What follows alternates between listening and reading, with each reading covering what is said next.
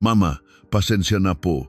Pwede niyo po ba akong ibili kahit isang pirasong tinapay lang? Si Ricardo Soliman, ang nag-iisang pinuno ng Soliman Group, ay nakasuot ng isang mamahaling Amerikana habang papasok sa likurang upuan ng kanyang kotse.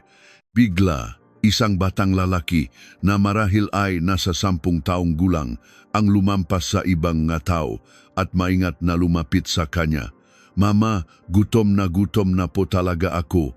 Nanginginig ang boses ng bata, nakasuot lamang ito ng manipis na diaket at ang likod ng kanyang napalat ay namumula na sa lamig ng gabi. Kinuha ni Ricardo ang kanyang pitaka at naglabas ng 1,000 piso. Inabot niya ito sa bata. Sa sandaling tanggapin ng bata ang pera gamit ang 2 kamay. Bigla niyang diniinan ng kaliwang hinlalaki ang kuko ng kanyang kanang hinlalaki na tikilan ng kamay ni Ricardo Saede. Ang malit na kilos na iyon ang kilos na hindi niya namamalayang ginagawa mula papakabata tuwing siya ay kinakabahan. Biglang nagulo ang isipan ni Ricardo. Ang alaala na pagpapalayas niya sa kanyang asawang si Elena 12 taon na ang nakalilipas dahil sa pagsasabing ito'y baog ay tila isang punyal na tumusok sa kanyang dibdib. Bakit sa kanya lumapit ang batang ito? At paano niya nakuha ang kilos na iyon na sariling-sarili niya? Bago magsimula ang kwento, mangyaring pindutin ang libreng subscribe at like. Mag-iwan din ng komento kung saan kayo nakikinig para mabati ko kayo isa-isa. Simulan na natin ang kwento ngayon. Sa katahimikan ng gabi sa lansangan ng Makati, hindi regular ang tibok ng puso ni Ricardo. Pumasok siya sa kotse at isinandal ang sarili sa upuan. Bahagyang nanginginig ang dulo ng kanyang nga daliri. Si Ricardo Soliman, 52 taong gulang, kahit siya pa ang chairman ng Soliman Group, sa sandaling iyon, walang halaga ang anumang kapangyarihan. Hindi maalis sa isip niya ang kilos ng kamay ng bata. Mula sa rearview mirror, maingat siyang tiningnan ng kanyang driver. Sir, ayos lang po ba kayo? Tumango si Ricardo, umuwi na tayo. Mas mababa kaysa karaniwan ang kanyang boses. Dahan-dahang dumaloy sa bintanangan, kotse ang tanawin ng gabi. Ang mailawng posta ay sunod-sunod na nagbibigay liwanag sa mukha ni Ricardo. Ipinikit niya ang kanyang nga mata, ngunit ang kamay ng bata ay pilit na bumabalik sa kanyang isipan. Ang pagdiin ng kaliwang hinlalaki sa kukong kanang hinlalaki. Hindi namalayan ni Ricardo, ginagawa na rin niya ang parehong kilos. Makatulad na makatulad. Pagdating niya sa bahay, madilim ang sala. Tila nasa silid na ang kanyang asawa. Hindi binuksan ni Ricardo ang ilaw at dumiretso sa kanyang opisina sa bahay. Isinara niya ang pinto at umupo sa sofa. Mula sa bintana, tanaw niya ang malansangan sa gabi. Binuksan ni Ricardo ang drawer ng kanyang mesa. May isang lumang litrato doon. Isang litrato nila ni Elena nung bagong kasal pa lamang sila. Sa litrato, mahiyain ang ngiti ni Elena. Matagal niyang tinitigan ang ngiting iyon. Kailangan niyang bumalik sa nakalipas na 12 taon. Nung panahong iyon, pinakasalan ni Ricardo si Elena. Marami ang tumutol, lalo na ang kanyang ina, si Doña Victoria, na hindi itinago ang kanyang pakadismaya. Hindi man lang siya galing sa isang kilalang pamilya. Ngunit pinili ni Ricardo si Elena. Nung simula, payapa ang kanilang pagsasama. Si Elena ay isang tahimik at mabait na tao. Kapag gabi na umuwi si Ricardo, lagi siyang may nakahandang pagkain sa mesa na naghihintay sa kanya. Hindi siya palasalita, ngunit laging maingat at maalaga ang kanyang nakilos. Ngunit lumipas ang 3 taon at hindi pa rin sila nakakaanak. Unti-unting nanlamig ang tingin ng kanyang ina. Tuwing may pagtitipon ng pamilya, laging may pahiwatig na panggigipit. Wala pa rin bang balita? Yumuyuko na lamang si Elena sa tuwing naririnig iyon. Halatang tumitigas ang kanyang mabalikat. Pinapakalma siya ni Ricardo, okay lang yan, kailangan lang natin ng panahon. Ngunit hindi tumigil ang panggigipit ng kanyang ina. Isang araw, dinala ni Doña Victoria si Elena sa ospital. Huli na nang malaman ito ni Ricardo. gabi na nang lumabas ang resulta ng pagsusuri. Tinawag siya ang kanyang ina sa opisina. Pagkasarang pinto, inilapag nito ang isang papel sa kanyang harapan. Baok si Elena. Huwag na nating sayangin ang panahon. Hiwalayan mo na siya. Matigas ang boses ng kanyang ina. Tinignan ni Ricardo ang dokumento. Sa medical certificate, nakasulat ang mga salitang mataas ang posibilidad NG infertility. Ina, ano to? Anong ano to? Paano na lang kung walang tagapagmana ang ating pamilya? Nakakrus ang braso ng kanyang ina. Pag-isipan mong mabuti. Bata ka pa, walang nasabi si Ricardo. Nang gabing iyon, kinausap niya si Elena. Hindi nagtanong si Elena, nakita mo na ang resulta. Tumango si Ricardo. Huminga ng malalim si Elena. Naintindihan ko. Mababa at halos pabulong ang kanyang boses. Hindi magawang tingnan ni Ricardo ang kanyang mukha. Pagkatapos ng isang linggo, handa na ang mapapeles para sa annulment. Umupo si Elena sa harap ng mga dokumento. Matagal na hawak ang ballpen. Bahagyang nanginginig ang kanyang kamay. Tumingin na lamang si Ricardo sa bintana. Narinig niya ang mahinang tunog ng pagpirma ni Elena, ang dulong ng ballpen na dumadaos-dos sa papel. At ang tunog ng pagpipigil niya ng hininga. Pumirma na rin si Ricardo. Pagsara ng folder, tumayo si Elena. Nakayuko siyang lumabas ng silid. Hindi tiningnan ni Ricardo ang kanyang likod hanggang sa mawala ito. Lumipas ang isang taon matapos ang hiwalayan. Nagpakasal muli si Ricardo sa isang babaeng ipinakilala ng kanyang ina, isang babaeng may lahat ng katangiang gusto ng kanilang pamilya. Ngunit iba ang pagsasamang ito mula sa simula. Ang usapan nila ipawang mga kinakailangan lamang. Kumain ka na? Iyon lang. Hindi siya comfortable kahit sa sariling bahay. Ang kanyang asawa ay laging nakaupo sa sala nanonood ng TV. Kahit dumating si Ricardo, hindi man lang ito lumingon. Mag-isa siyang kumakain sa hapag. Punong pagkain na inihanda ng kasambahay, ngunit wala itong lasa. Paulit-ulit niyang binababat, itataas ang kutsara. Pagkatapos kumain, pumapasok siya sa kanyang opisina. Sa ibabaw ng mesa, may mga sleeping pills. Ininom niya ang gamot kasama ng tubig. Tahimik ang gabi. Umiga si Ricardo sa sofa at tinitigan ang kisame. Hindi siya makatulog. 12:00, 1:00. 2:00 tanging ang tunog ng orasan ang maririnig. Paulit-ulit niyang ipinipikit at idinidilat ang mga mata. Ilang gabi na kaya ang ganito, pagsapit nga umaga, hindi pa rin maganda ang pakiramdam niya. Pagod ang itsura niya sa salamin. Mabigat ang kanyang pakiramdam kahit sa trabaho. Ang mga miyembro na board ay kumukwestiyon sa kanyang mga desisyon. Pabago-bago ang presyo ng stocks. President, masyado na po kayong nagpapasya mag-isa. Gabi-gabi, nakaupo si Ricardo sa kanyang opisina, ngunit walang maisip na solusyon. Hindi rin maganda ang resulta ang kanyang medical check-up.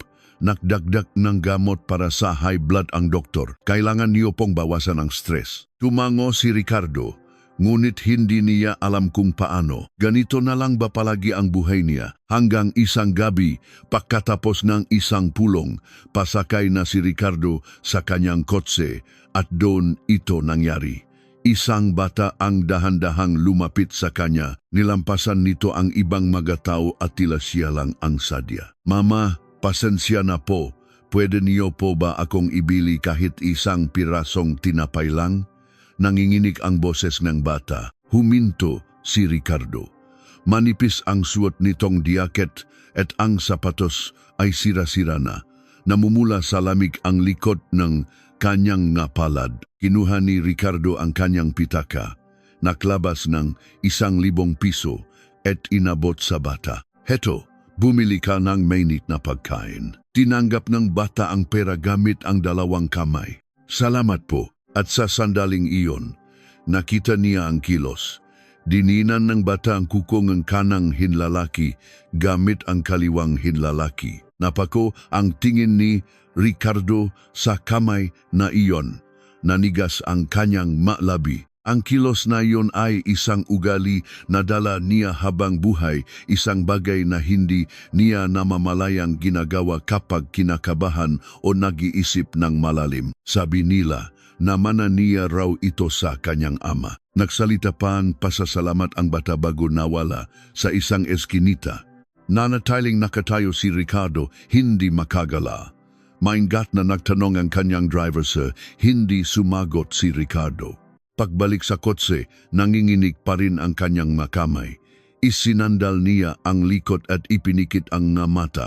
Ang kilos ng kamay ng bata ay paulit-ulit na naglalaro sa kanyang isipan. Pag-uwi, dumiretso siya sa kanyang opisina. Umupo siya sa sofa sa dilim. Mula sa bintana, tanaw niya ang mga ilaw ng gabi. Hindi namalayan ni Ricardo. Diniinan niya ang kuko ng kanang hinlalaki gamit ang kaliwang hinlalaki. At muli, inalala niya ang kamay ng bata, makatulad, ang anggulong pagdiin, ang lakas ng puwersa, pati na ang posisyon kung saan humihinto, ang daliri lahat ay pareho. Impossible, bulong niya sa sarili.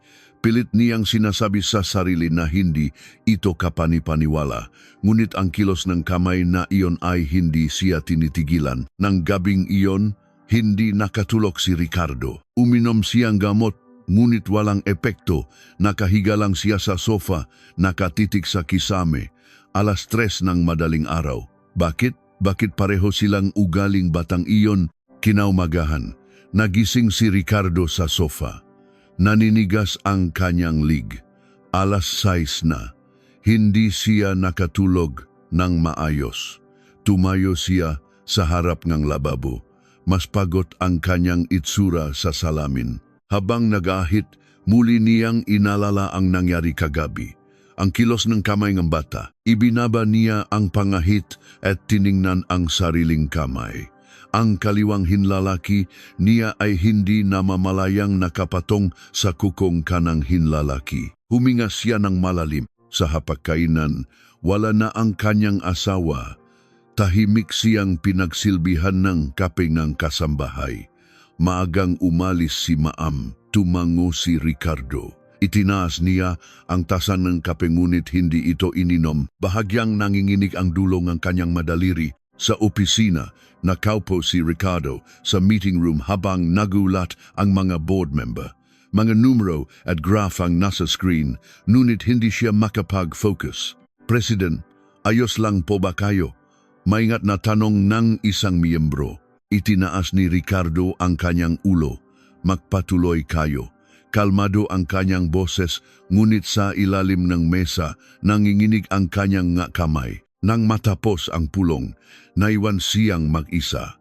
Mula sa malaking bintana, tanaw ang buong Metro Manila. Kumikinang ang magusali sa ilalim ng sikat ng araw. Lumapit si Ricardo sa bintana. Bakit sa akin lang siya lumapit? Ang tanong na iyon ay hindi siya tinitigilan. Maraming tao sa kalye, ngunit siya lang ang nilapitan ng bata. Lumipas ang isang araw. Pagkatapos na hapunan, bumalik si Ricardo sa kanyang opisina. Binuksan niya ang drawer at muling tiningnan ang litrato nila ni Elena. Matagal niya itong pinagmasdan. Laging tahimik si Elena. Hindi pala salita, hindi ipinapakita ang emosyon. Ano ba ang itinatago mo noon? Ibinalik niya ang litrato sa drawer. Ikalawang gabi na. Hindi pa rin makatulog si Ricardo.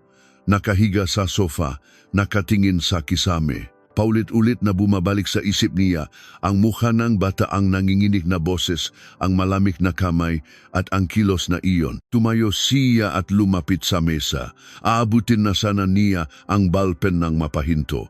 Hindi niya namamalayan, dinidiinan na naman niya ang kukong kanang hinlalaki gamit ang kaliwang hinlalaki. Nagbago ang tingin ni Ricardo. Posible kaya, hindi, imposible. Ngunit ang pagdududa ay patuloy na lumalaki. Ikatlong araw, tumayo si Ricardo sa harap ng salamin. May timang ilalim ng kanyang nga mata. Nahanda ng almusal ang kasambahay, ngunit halos hindi niya ito ginalaw. Sir, kailangan niyo pong kumain. Adyos lang ako, Tumayo si Ricardo sa opisina, buong umaga siyang tulala. Pagsapit ng hapon, hindi na niya natiis. Tinawag niya ang kanyang sekretarya. Mari mo bang hanapin ang mga dokumento mula 12 taon na ang nakalipas? Tumango ang sekretarya. Anong mga dokumento po, sir? Nagatubili si Ricardo. Ang mga medical records nung annulment. Bahagyang nagbago ang ekspresyon ng sekretarya, ngunit yumuko rin ito. Masusunod po. Naiwan si Ricardo. Pababa na ang araw sa labas. Humahaba na ang anino ng magusali. Huminga siya ng malalim. Kailangan kong personal na alamin to. Ang ugaling batang nakita niya ang naktulak sa kanya. Hindi niya ito may pagkakatiwala sa iba. Dapit hapon, pumasok ang sekretarya na may dalang folder. Sir, heto na po ang madokumento. Tinanggap ni Ricardo ang folder. Malamig ang dulo ng kanyang daliri. Salamat. Nang makalis ang sekretarya, binuksan niya ang folder. Ang medical certificate mula 12 taon na ang nakalipas. Malinaw na nakasulat, mataas ang posibilidad ng infertility. Dahan-dahan niyang binuklat ang mga pahina. Petsang ang pagsusuri, pangalan ng doktor, selyo ng ospital, lahat ay mukhang normal. Ngunit may mali. Binasa niyang muli ang dokumento mula sa simula. Tiningnan ang petsa, ang pirma ng doktor, at may napansin siya. Magkaiba ang petsa ng pagsusuri at ang petsa ng pag-issue ng certificate. 1 linggo ang pagitan. Nagbago ang tingin ni Ricardo. Bakit umabot ng 1 linggo? Karaniwan, ang resulta ay lumalabas sa loob ng 1 o 2 araw. Masyadong matagal ang 1 linggo. Ibinaba niya ang dokumento. Ang pagdududa ay lalong lumalaki. Nang gabing iyon, muli siyang mag-isang nakaupo sa kanyang opisina. Muling kinuha ang litrato ni Elena.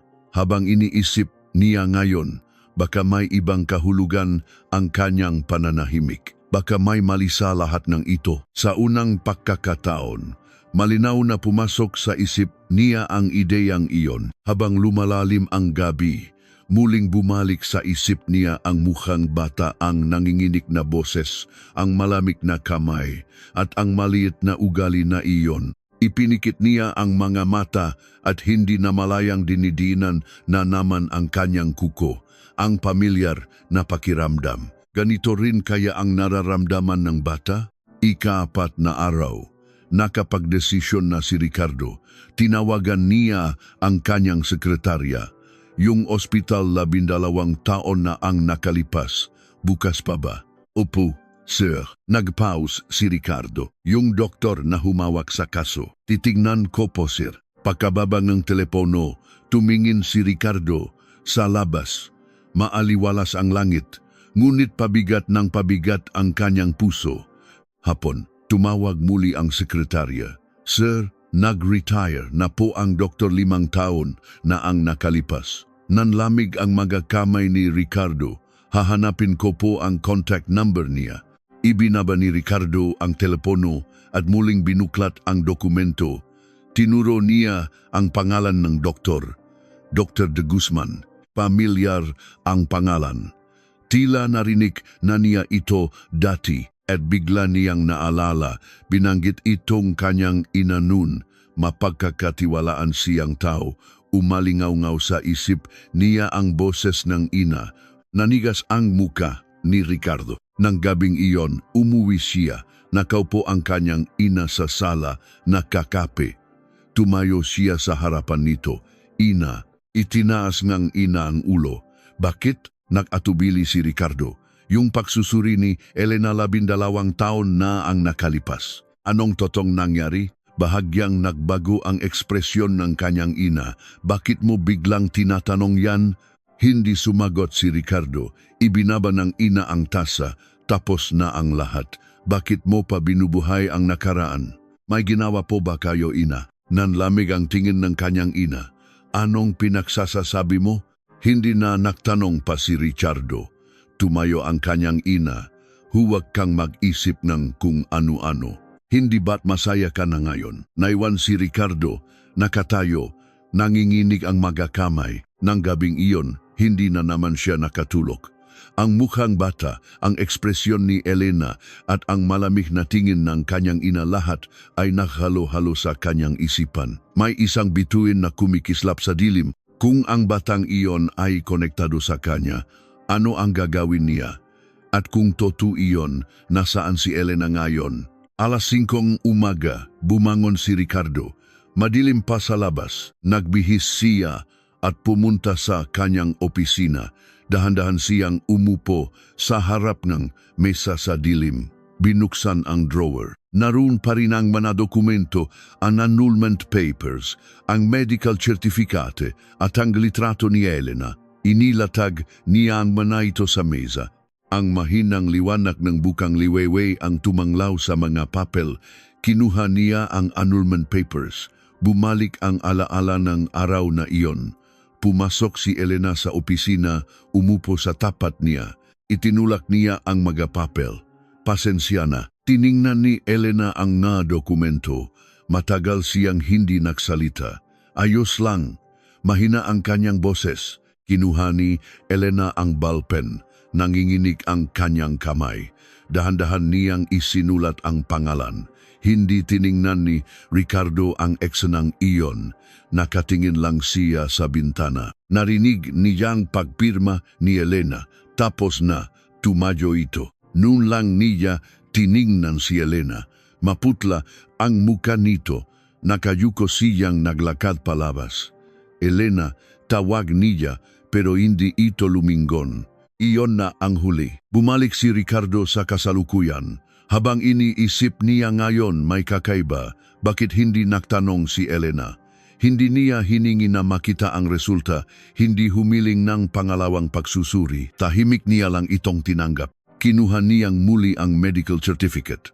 Ang petsang pagsusuri ay Pebrero 14. Ang petsang pag-issue ay Pebrero 21. Isang linggong pagitan. Bakit ang tagal? Naisip niyang kailangan niyang hanapin ang mga rekord sa ospital. Nagsimula nang sumikat ang araw. Tumawag si Ricardo sa kanyang sekretarya. Nahanap mo na ba ang contact number ni Dr. De Guzman? Opo sir, nasa isang nursing home po siya. Nabuhayan ng loop si Ricardo. Ibigay mo sa akin ang address. Kinuha niya ang address. Pagkababa ng telepono, nagsuot siya ng Amerikana at umalis ng bahay ng hindi nagalmusal. Nagmaneho siya papunta sa nursing home sa probinsya. 1 oras at kalahati ang biyahe, isang lumang gusali, pumasok siya. Sino po sila? Tanong nurse. Dadalawin ko po si Dr. De Guzman. Kaano-ano po kayo? Nagatubili si Ricardo. Kaibigan po, room 205 po. Kumatok si Ricardo. Pasok, sabi ng isang matandang boses. Pagpasok niya, isang matandang lalaki ang nakahiga. Si Dr. De Guzman. Sino ka? Ricardo Soliman po. 12 taon na po ang nakalipas. Ginamot niyo ang asawa ko. Nagbago ang ekspresyon ng doktor. Mr. Soliman, naalala ko. Umupo si Ricardo. May itatanong lang po ako. Yung resulta ng pagsusuri noon, totoo po ba? Nagiba ang tingin ng doktor. Tumingin ito sa bintana. Bakit mo naitanong? Kinuyom ni Ricardo ang kamaw. Sagutin niyo po sana. Matagal na nanahimik ang doktor. Gusto ko pong malaman ang katotohanan. Pakiusap. Huminga ng malalim ang doktor. Nanginginig ang kamay nito. Ang pagsusuring iyon, huminto ito, ay hindi totoo. Nanlaki ang mga mata ni Ricardo. Ano pong ibig niyong sabihin? Yumuko ang doktor. Ang ina niyo po ang nag-utos. Pinakiusapan niya akong gumawa ng pekeng. Resulta na nagsasabing bauk ang asawa niyo. Hindi ako makatanggi. Gumuo ang mundo ni Ricardo. Kung ganon, si Elena. Tumango ang doktor. Malusok siya. Walang anumang problema. Hindi makahinga si Ricardo. Bakit? Bakit niyo po ginawa yon? Ipinikit ng doktor ang nga mata. Malaki ang utang na loob ko sa ina niyo. Siya ang nakparal sa akin sa med school. Natakot akong mawala ang lahat kung tatanggi ako. Patawarin mo ako. Tumayo si Ricardo nang hihina. Sumandal siya sa pader. Salamat po. Lumabas siyang silid. Nang makalabas ng gusali, sinalubong siyang malamig na hangin. Sumakay siya sa kotse at isinandal ang no sa manibela. Nanginginig ang kanyang nga kamay. Elena, bulong niya. Sa loob ng 12 taon, nabuhay siya sa isang kasinungalingan. Ang pagpapalayas kay Elena, ang pagpapakasal sa iba, lahat ng desisyon niya ay nakabase sa isang malaking kasinungalingan. Pauwi, isa lang ang nasa isip niya. Kung malusok si Elena, posible kayang nakaanak siya. At ang batang nakita niya sa kalye, sino siya? Gabi na nang makauwi si Ricardo. Dumiretso siya sa kanyang opisina at umupo sa dilim. Paulit-ulit na umalingaw-ngaw ang sinabi ng doktor. Ang ina niyo po ang nag-utos. Bakit ginawa iyon ng kanyang ina? Para lang mapaalis si Elena? Bigla may naalala siya. Pagkatapos ng hiwalayan, saan nagpunta si Elena, kinuha niya ang telepono. Alas 5 ng umaga, tinawagan niya ang sekretarya. Maaari mo bang alamin kung saan nagpunta si Elena Reyes pagkatapos ng annulment? 2 oras ang lumipas. Tumawag ang sekretarya. Sir, nahanap ko na po. Huwag mong i-fax. Ako na ang pupunta. Nagmaneho si Ricardo papunta sa opisina. Kinuha ang folder at binuksan sa loob ng kotse. Ang address ni Elena. Pagkatapos ng hiwalayan, umalis siya ng Maynila at lumipat sa isang probinsya sa labas sa Cavite. Tiningnan niya ang bank records. Ang 5 milyong pisong natanggap niya ay halos naubos sa loob ng 1 taon. At nakita niya ito, maraming transaksyon sa isang ospital. Binasa niya ang pangalan ng ospital, isang OB-GYN clinic. Nagsimula ang ma-record 3 buwan pagkatapos ng hiwalayan. Nanigas ang kamay ni Ricardo. Bumilis ang tibok ng kanyang puso. Imposible. Binuklat niya ang susunod na pahina. Walang record ng panganganak, ngunit tuloy-tuloy ang pagbisita sa klinik sa loob ng 6 na buwan. Sumandal si Ricardo. Kung buntis si Elena nun, kinuha niya ang pangalan ng klinik. Street hands lying in clinic. Siniyak niya ito. 1 oras ang biyahe. Pagdating niya, isa itong maliit na klinik. Pumasok siya at kinausap ang doktora. Gusto ko pong malaman ang tungkol sa pasyente niyo, 12 taon na ang nakalipas, si Elena Reyes. Umiling ang doktora. Pasensya na po, konfidensyal ang impormasyon ng pasyente. Dati ko po siyang asawa, pakiusap ni Ricardo. Kailangan kong malaman kung nakaanak po ba siya. Matagal siyang tinitigan ng doktora. Sa huli, bumuntong hininga ito. Hindi ko po may papakita ang records. Pero nanganak po ang pasyente. Nanlamig ang buong katawan ni Ricardo. Kailan po? 6 na buwan pagkatapos ng annulment niyo. Kung ganun, buntis na siya bago pa sila magiwalay. Lalaki po ba? Tumango ang doktora. Napaluha si Ricardo. Nasaan? Nasaan po siya? Hindi ko po alam. Pagkatapos niyang lumabas ng ospital, hindi na namin siya makontak. Lumabas si Ricardo na parang lutang. Nanganak si Elena, isang lalaki. At ngayon, nasaan na kaya siya? Pumasok siya sa kotse. Bumalik sa isip niya ang mukhang bata sa kalye, ang ugali sa kamay. Posible kayang kung ang batang iyon ay anak ni Elena at kung anak din niya iyon, ibig sabihin sa loob ng 12 taon, pinabayaan niya ang sarili niyang anak. Pag-uwi niya, gabi na, naabutan niya ang kanyang asawa sa sala. Gabi ka na, tumango lang siya at dumiretso sa opisina. Isinara ang pinto at napaupo, gumuho ang kanyang mundo. Kinuha niyang muli ang bank records ni Elena. May isang malaking withdrawal pagkatapos niyang manganak, 300,000 piso. Bakit? At pagkatapos noon, halos wala nang galaw ang account niya. Saan siya nagpunta? Kinaumagahan, tinawagan niya muli ang sekretarya. Hanapin mo ang address ni Elena pagkatapos niyang manganak. Lahat ng detalye. Nahanap ito. Isang buwan pagkatapos manganak, lumipat siya sa isang apartment sa Caloocan. 3 taon pagkatapos, lumipat muli sa isang lugar sa Quezon City. Pinuntahan ni Ricardo ang unang address, isang lumang apartment. Kinausap niya ang isang matandang residente. Si Elena, naalala ko, tahimik lang yon. May kasama po ba siyang bata? O isang maliit na batang lalaki? Nanlamig ang makamay ni Ricardo. Pinuntahan niya ang pangalawang address. Isang maliit na bahay sa isang masikip na lugar. Kumatok siya, walang sumasagot. Tiningnan niya ang kapitbahay.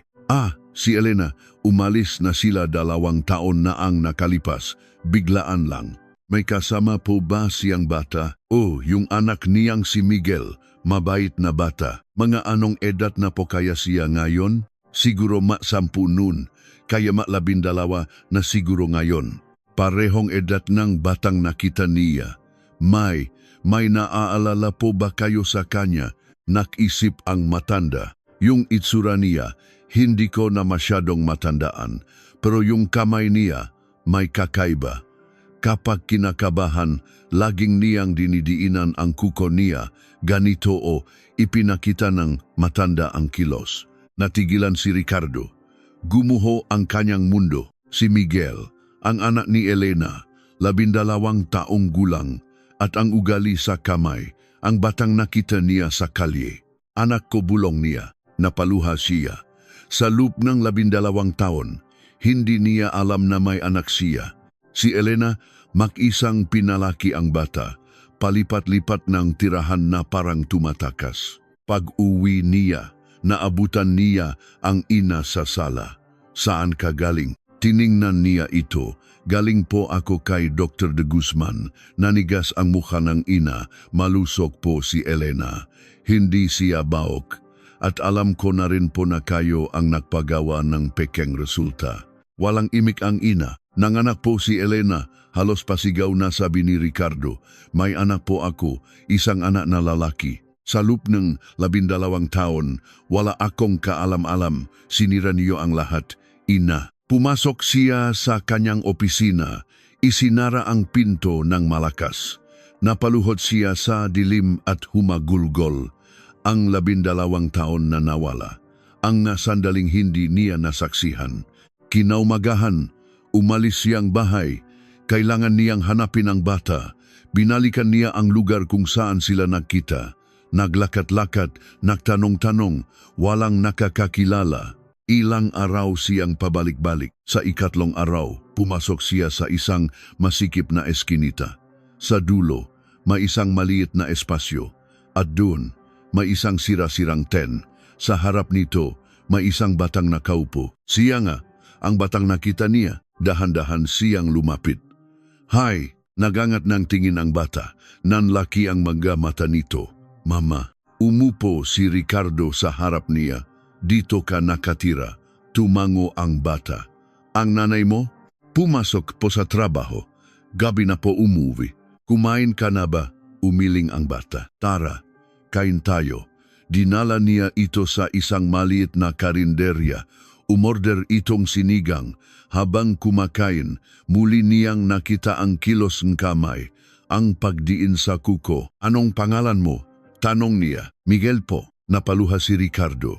Ang nanay mo, anong pangalan niya? Elena Reyes po. Kumpirmado. Ang batang ito, ay anak niya. Si tatay mo?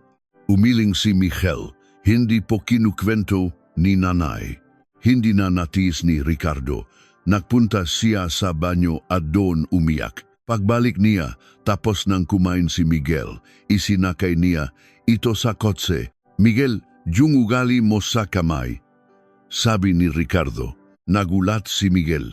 Paano niyo po nalaman? Ipinakita ni Ricardo ang sarili niyang kamay at ginawa ang parehong kilos. Ganito rin si Mama. Nanlaki ang mga mata ni Miguel. Talaga po? Tumango si Ricardo. Tumutulo ang luha. Miguel, patawarin mo ako. Hindi na niya napigilan. Isinupsop niya ang mukha sa manibela at humagulgol. Nagulat si Miguel. Nang kumalma si Ricardo, Nagtanong siya, anong oras umuwi ang nanay mo? Maka-alas 8 pong gabi. Hihintayin natin siya. Dinala niya si Miguel sa isang malinis na lugar kung saan ito makakapagpahinga. Gabi, bumalik sila sa eskinita. Sa harap ng tent, may isang babaeng nakatayo. Nang huminto ang kotse, lumingon ito. Si Elena. Bumaba si Ricardo. Bumaba rin si Miguel. Nanay, tumakbo ito kay Elena. Niyakap siya nito. At pagkatapos ay tumingin kay Ricardo. Namumutla. Ricardo. Lumuhod si Ricardo sa lupa. Patawarin mo ako. Hindi ko alam. Nalaman ko na lang ang lahat. Ang panlolokong ina ko. Na may anak ako. Na si Miguel ang anak ko. Tumingin siya kay Miguel. Miguel, patawarin mo si Papa. Nanlaki ang mata ni Miguel. Papa, tumango si Ricardo. Umagos ang luha. Oh anak, ako ang papa mo. Niyakap ni Elena si Miguel. Tumingin si Miguel sa kanya. Nay, totupo. Tumango si Elena. Umiyak. Dahan-dahang lumapit si Miguel kay Ricardo. Hinawakan nito ang balikat niya. Mama, nakangat ng tingin si Ricardo. Niyakap niya si Miguel ng mahigpit. Patawad anak. Patawarin mo ako. Humagulgol si Miguel sa dibdib niya. Si Elena nakatingin sa kanila, umiiyak din. Sa isang madilim na eskinita sa ilalim ng ilaw ng poste, ang tatlong nawawalang kaluluwa ay muling nagtagpo. Matapos ang emosyonal na sandali, kinausap ni Ricardo si Elena. Ikinuwento ni Elena ang lahat ng pinagdaanan nila, ang pagtakas, ang pagtatrabaho bilang janitor, ang pagtira sa maliit na kwarto at sa huli sa tent.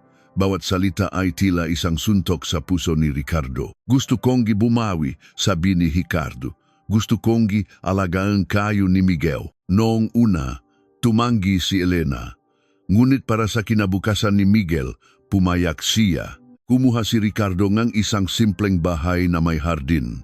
Inayos niya ang lahat para sa kanila. Iniwan niya ang posisyon bilang chairman ng kumpanya.